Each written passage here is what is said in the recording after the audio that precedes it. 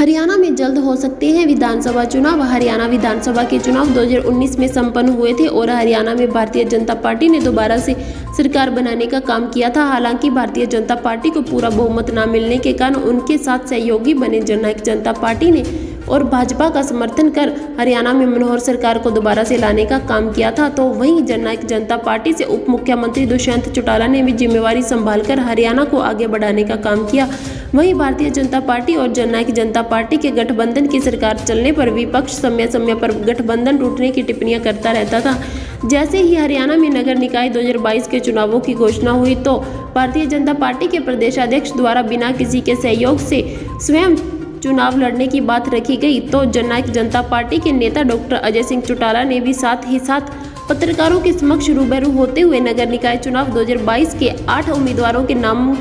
की घोषणा करते हुए कहा था कि जननायक जनता पार्टी ने गठबंधन धर्म निभाने का काम किया था, लेकिन भारतीय जनता पार्टी ने गठबंधन धर्म को तोड़ने का काम किया है और जननायक जनता पार्टी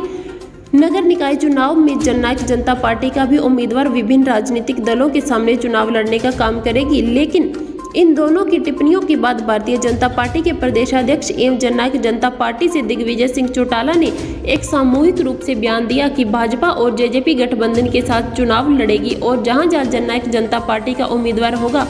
वहां वहां भाजपा उसका समर्थन करेगी और जहां जहां भारतीय जनता पार्टी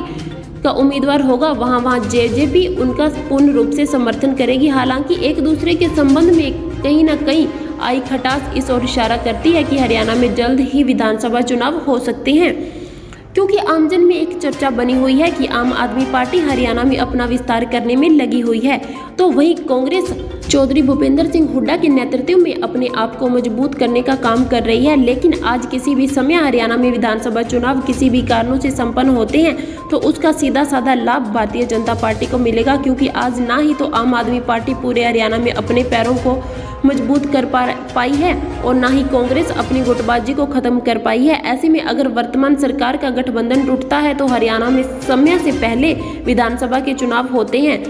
तो उसका सीधा साधा लाभ भारतीय जनता पार्टी ले सकती है। ऐसा अनुमान लगाया जा रहा है कि नगर निकाय चुनावों के बाद हरियाणा में विधानसभा चुनावों की घोषणा समय से पहले ही हो सकती है। अब देखना तो खैर ये है कि गठबंधन के साथ चल रही वर्तमान सरकार समय अवधि के बाद ही चुनाव करवाएगी या समय से पहले हरियाणा में चुनाव हो सकते हैं, या तो खैर आने वाला समय ही बताएगा। फिलहाल पूरे हरियाणा में भारतीय जनता पार्टी और जननायक जनता पार्टी के बीच आई दरार की चर्चा हर जुबान में हर जगह देखने को मिल रही है।